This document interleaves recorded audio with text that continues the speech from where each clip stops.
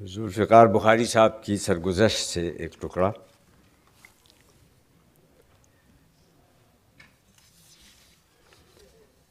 جب جارج پنجم کا انتقال ہوا تو آل انڈیا ریڈیو کو حکم دیا گیا کہ بس تمام پروگرام بند کر دو، صرف مغربی موسیقی کے ریکارڈ بجاؤ اور تمہارا لہجہ اس طرح کا ہو کہ جیسے تمہارا کوئی اپنا مر گیا ہے۔ میں نے ایک کارندے کو اس بات میں مقرر کیا کہ سارا دن بغیر کچھ کہے مغربی موسیقی کے ریکارڈ بجاتا رہے، اور آغا اشرف کو خبریں پڑھنے پر مامور کیا۔ اس زمانے کے اسٹوڈیو میں ایک گھنڈی لگی ہوتی تھی، اسے دائیں طرف گھماؤ تو اناؤنسر کی آواز سنائی دیتی تھی، بائیں طرف گھماؤ تو موسیقی کے اسٹوڈیو کا پروگرام سنائی دینے لگتا۔ آغا اشرف کو سخت کھانسی آ رہی تھی، اسی حالت میں وہ بادشاہ سلامت کی علالت اور ان کی رحلت کا حال سنانے کے لیے مائکروفون کے سامنے آن بیٹھے۔ خبروں کے دوران انہوں نے اعلان کیا کہ حضور ملک معظم نے انتقال سے تقریباً 5 منٹ پہلے فرمایا، یہاں پہ ان کو کھانسی اٹھی۔ جھٹ گھنڈی بائیں طرف گھما دی، موسیقی کے اسٹوڈیو کی آواز سنائی دینے لگی۔ وہاں طبلہ نواز بابا ملنگ خاں فرما رہے تھے، یہ میری ہتھوڑی کون حرام زادہ لے گیا ہے۔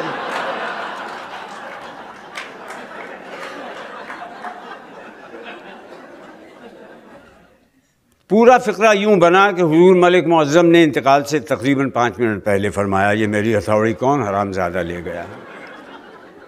چلیے صاحب، اب خدا دے اور بندہ لے۔ غضب تو یہ ہوا کہ سرکار تو غضبناک ہو کر استفسار کرے کہ یہ کیا حرکت ہے، اور ہم کو بے اختیار ہنسی آ جائے۔ خدا خدا کر کے لارڈ ولنگٹن نے معاملہ رفع دفع کرایا۔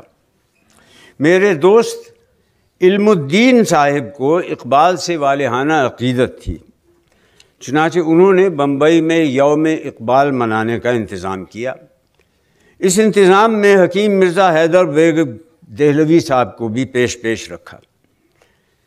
حکیم صاحب نے زندگی کے ساتھ ایک ایسی حکمت عملی کی ہے کہ 1 نہ 2 4 بیویوں کے خاوند ہیں، ضعیف ہیں مگر کیا مجال کہ خضاب کا استعمال چھوٹے۔ اگر چہرے کے رنگ کی سرخی میں ذرا فرق آ جائے تو ایسی دوا کھاتے ہیں کہ بلڈ پریشر بڑھ جائے اور کالی خضاب دار داڑھی کے اوپر پچکے ہوئے گال تانبے کی طرح چمکتے نظر آئیں۔ حکیم صاحب نے دہلوی کا لفظ اپنے نام کے ساتھ محض اس لیے لگا رکھا ہے کہ ان کو دہلی سے محبت ہے، ورنہ اچھے خاصے پنجابی ہیں، اور ان کے انداز گفتگو اور لب و لہجہ سب کا سب سابق پنجاب کا ہے۔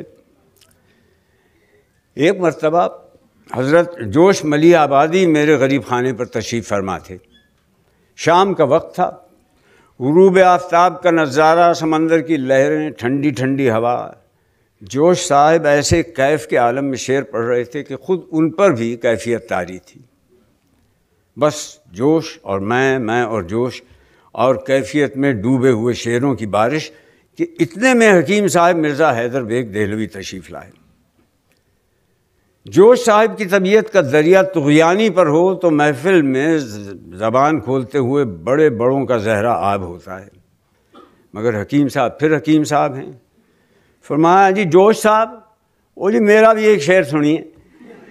ہاں جی، یوں معلوم ہوتا ہے جیسے خاص اسی مجلس کے لیے میں نے لکھا ہے۔ عرض کرتا ہوں، ہاں جی بخاری صاحب، عرض کرتا ہوں، ہاں جی جوش صاحب، عرض کرتا ہوں، نگاہ قلب میں جب تک سرور ہوتا ہے، ہاں جی بخاری صاحب، نگاہ قلب میں جب تک سرور ہوتا ہے، جوش صاحب ذرا سنیے، نگاہ قلب میں جب تک سرور ہوتا ہے، جوش صاحب نے کہا، یہ بندہ والد عبد الغفور ہوتا ہے۔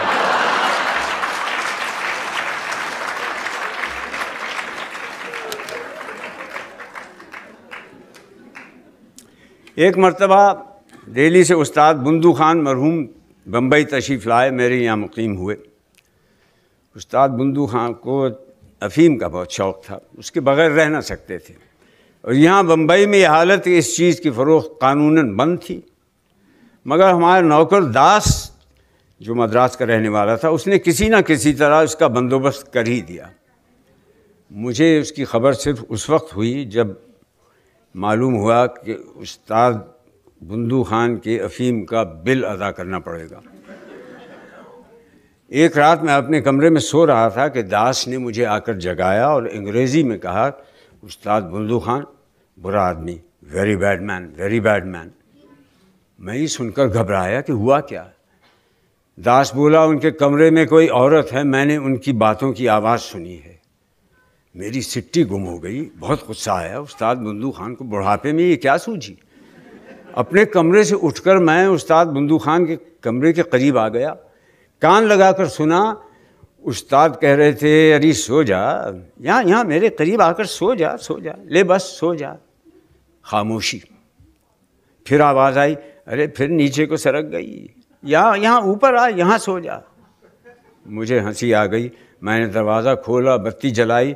استاد بندو خان مرحوم اپنی سارنگی کو گلے سے لگائے سو رہے تھے۔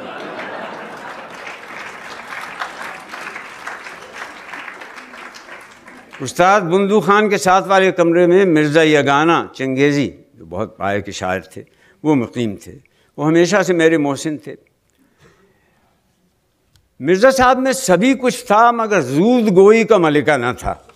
ہفتوں بلکہ مہینوں میں ایک غزل کہتے تھے، ایک ایک شعر کو کئی دن تک الٹ پلٹ کر دیکھتے رہتے تھے۔ ایک دن شام کو بندو خان، مرزا صاحب اور ہم سب بیٹھے باتیں کر رہے تھے۔ بندو خان نے مرزا صاحب سے پوچھا، سارا دن اور ساری شام آپ کمرے میں بیٹھ کر کیا کرتے ہیں؟ انہوں نے فرمایا، شعر کہتا ہوں۔ استاد بندو خان نے پوچھا، دن میں کتنے شعر کہہ لیتے ہیں؟ مرزا یگانہ چنگیزی نے فرمایا، کبھی ایک شعر میں کئی ہفتے گزر جاتے ہیں۔